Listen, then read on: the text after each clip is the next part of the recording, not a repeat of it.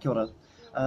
In regards to our hui this weekend, I'm grateful that e tu whanau were able to be here and be supportive of the kaupapa.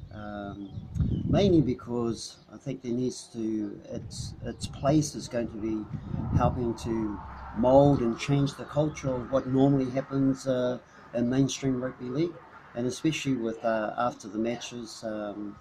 In regards to social interaction and alcohol, I think that definitely is going to be a plus for any organisation that engages with e-tuwhānau.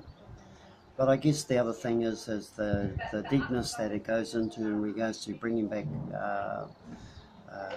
things that are Māori, and from that lens and worldview,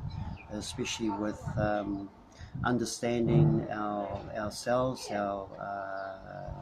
whakapapa, and how that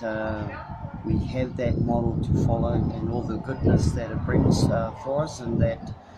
really what we do here in these days there reflects on what our tupuna tried to do and accomplish in their days.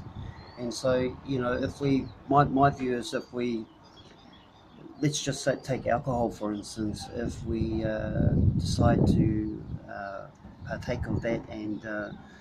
overindulge in it, and then we come to the violence sector there, and if there's going to be violence, it's going to be against another person, another living being.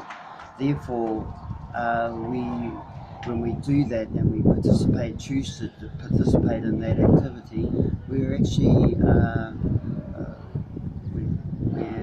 takahi on somebody else's whakapapa,